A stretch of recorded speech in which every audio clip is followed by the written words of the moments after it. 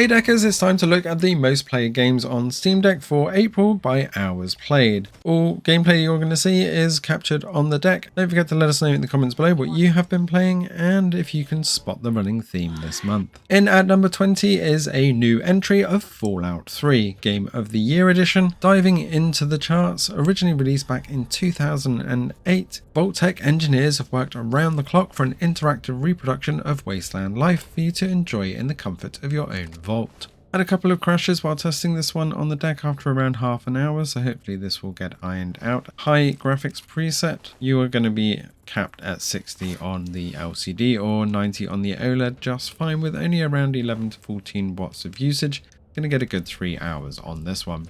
Climbing back into the charts, The Witcher 3 Wild Hunt makes its return at number 19. Trained from an early childhood and mutated to gain superhuman skills, strength and reflexes, Witchers are a counterbalance to the monster-infested world in which they live. Gruesomely destroy foes as a professional monster hunter armed with a range of upgradable weapons, mutating potions and combat magic. Best played at around 30 frames per second with the next gen update. Capping it at 30 will give you the most stable experience on medium to high graphics, but only expect a couple of hours gameplay.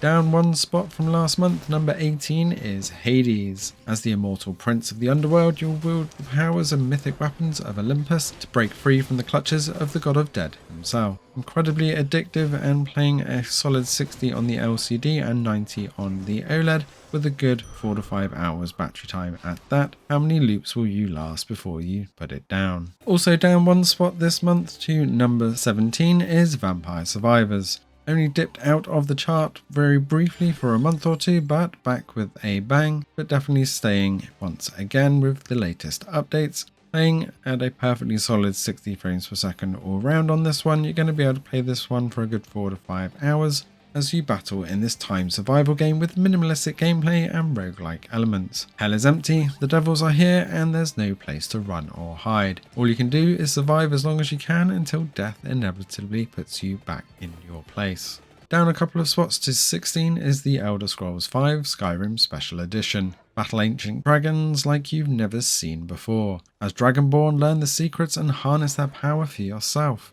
Play any type of character you can imagine and do whatever you want. The legendary freedom of choice, storytelling and adventure of the Elder Scrolls is realised like never before. With more and more mods coming on the deck, you're still able to play this at 60 plus frames per second with a good 2 to 3 hours battery life, but are you buying the mods for this one or sticking with the free ones? Sticking at number 15 this month is Red Dead Redemption 2. Still with over 45,000 daily active players on Steam, players Arthur Morgan and the Vanderleer gang as outlaws on the run. With federal agents and the best bounty hunters in the nation massing on your heels, the gang must rob, steal and fight their way across the rugged heartland of America in order to survive. Depending on your graphics settings, you're going to get between 40 and 60 on this one, and beware of the 4GB UMA buffer issue with the 30 FPS cap around water, but otherwise with medium to high graphics you're going to get a good 40 to 50 frames per second for the most part throughout on this one.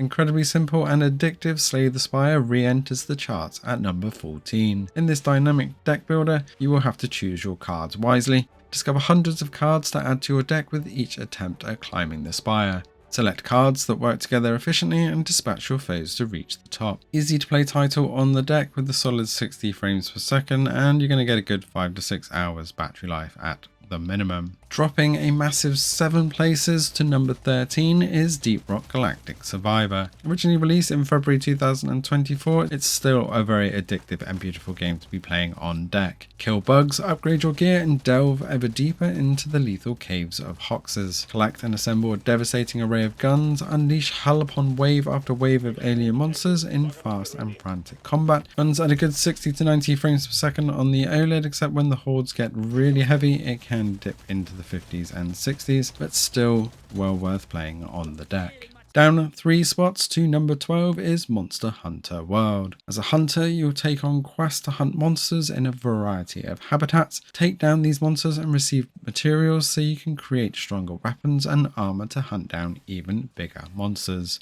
Still only managing around 40 to 50 frames per second on the Steam Deck OLED on low to medium graphics. It does play extremely well, but don't expect to be getting 60 on this one. The Binding of Isaac reclimbing the charts up another 2 spots with its verified status, and still going strong considering this was released back in 2014, and not surprisingly with a time to beat of anywhere between 5 and 300 hours. The Binding of Isaac is a randomly generated action RPG shooter with heavy roguelike elements. Follow Isaac on his journey to find bizarre treasures that change his form and give him superhuman abilities to fight off droves of mysterious creatures. 60 frames per second pretty much solid, apart from a couple of random load spikes for no apparent reason on this one, and only drawing around 6 to 7 watts, you're going to get up to 8 hours gameplay. Before we dive into our top 10, today's video is sponsored by Maximum Settings. You can check out some footage captured from their cloud gaming PCs in the background. Experience your entire Steam Deck game library at peak performance. Say goodbye to any constraints imposed by Steam Deck hardware, boost your frame rates, and unlock ray tracing support.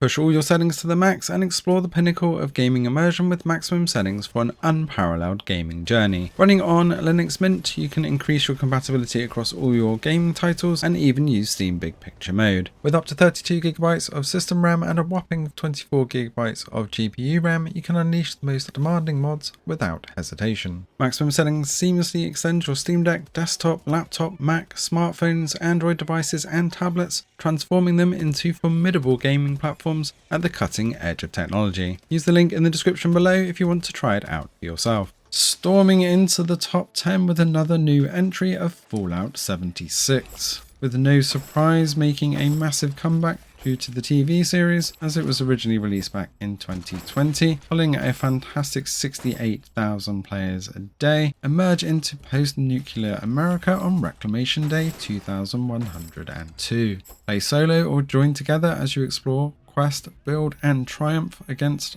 the Wasteland's greatest threats. Still yet to do a full gameplay on this one, but as you can see it is running fairly well at 50 to 70 frames per second on the OLED. Again, going on the high graphics preset for more stability, and we'll cover this in full very soon. Back up another 2 places to number 9 is Grand Theft Auto 5, still pulling over 150,000 daily active players when a young street hustler, a retired bank robber and a terrifying psychopath find themselves entangled with some of the most frightening and deranged elements of the criminal underworld, the US government and the entertainment industry. They must pull off a series of dangerous heists to survive in a ruthless city where you can trust nobody. Every time I play this on the deck, I am amazed at how well this runs at a good 60 to 80 frames per second, and the gameplay, loop and characters do catch me off guard still and make me laugh, so I definitely need to play through more on this one. Staying at number 8 this month is Cyberpunk 2077. Still has its verified status despite Phantom Liberty causing a few issues and barely holding 30 frames per second on the deck now, but still worth diving into as an open world action adventure RPG set in Night City where you play a cyberpunk mercenary wrapped up in a do-or-die fight for survival. For the most part this will stick above 30 frames per second, but if you go into Dogtown then more like 25 to 30 even with our recommended settings, but we do keep an eye on all of the patches, and since patch 2.1 we definitely still need a bit more work.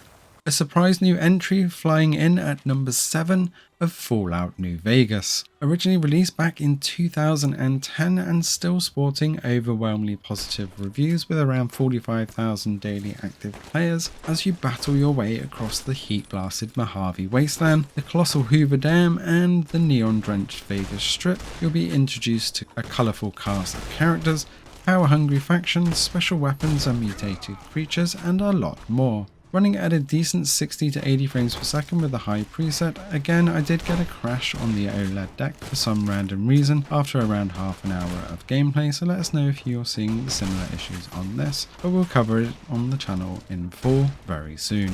Dropping out of the top 5 for the first time since its release, Elden Ring is down 1 to number 6. Rise tarnished and be guided by grace to brandish the power of the Elden Ring and become an Elden Lord. In a vast world where open fields and variety of situations and huge dungeons with complex three-dimensional designs are seamlessly connected. As you explore, the joy of discovering unknown and overwhelming threats awaits you, or like me, just getting lost in the open world and not having a clue where to go next. Playing at a decent 40 frames per second on the OLED, but drawing at around 22 watts, you're only going to get around 2 to 2.5 hours gameplay on this, and better off capping capping at 30 frames per second to keep that stability.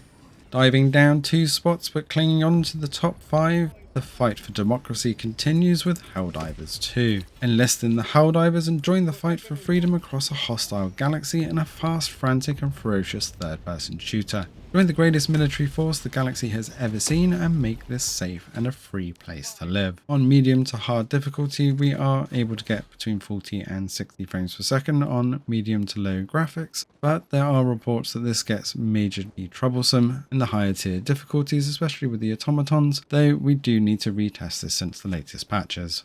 Sticking at number 4, the incredibly awesome Baldur's Gate 3 that is still troublesome in the main city of Baldur's Gate and around Rivington, putting only around 20 to 30 frames per second if you don't want it looking like a pixelated mess. Abducted, infected and lost, you're turning into a monster, but the corruption inside you can also grow your power. That power may help you to survive, but there might be a price to pay, and more than any ability, the bond of trust that you build within your party could be your greatest strength. Still worth playing, and if you can handle the dips in the main city, but if you do want to dial it down, then it will look fairly pixelated but give you around 40 frames per second. Sticking in the top 3 but still down 1 place is Balatro, or Balatro. I will get that name right eventually. Let us know in the comments below how you pronounce this one. But the poker roguelite is still gripping people on the deck, where you combine valid poker hands with unique joker cards in order to create varied synergies and builds, earn enough chips to beat devious blinds, and uncover hidden bonus hands and decks as you progress. This will run at the max on any screen that you put it on, so 60 on the LCD or 90 on the OLED, but 120 if you connect it up to external, and with only around 8 watts power draw, you're going to get a good 5 to 6 hours playtime as well. Kind of surprised it didn't make it to number 1, but jumping up a humongous 12 places is Fallout 4. As the sole survivor of Vault 111, you enter a world destroyed by nuclear war, where every second is a fight for survival. Every choice is yours and only you can rebuild and determine the fate of the wasteland. Playing at a pretty solid 60 frames per second with a few dips here and there, especially with the power armor on and when some of the battles and loading spike areas kick in on high graphics preset for the stability. We still need to update our guide and best settings on this one, so do keep your eye out on the channel. Holding fast at number 1 though is Stardew Valley, keeping the top spot for another month. Originally released back in 2016 and with a playtime of anywhere between 50 and 160 hours, with the latest update it's certainly pulled people back into the game and probably expanded that time even more. You've inherited your grandfather's old farm plot in Stardew Valley. Armed with a hand-me-down toolset and a few coins, you get to set out to begin your new life. Can you learn to live off the land and turn these overgrown fields into a thriving home? With a solid 60 frames per second on the Steam Deck and pulling only around 7 to 8 watts, you can see how easy it is to rack up that playtime. That's the list of most played games on the Steam Deck for the last month. Let us know in the comments below what you've been playing and what you would love to see in the list next month. Be sure to subscribe to the channel for more of these updates as well as the latest verified and playable games that we recommend as they happen. Thanks for watching and see you in the next one.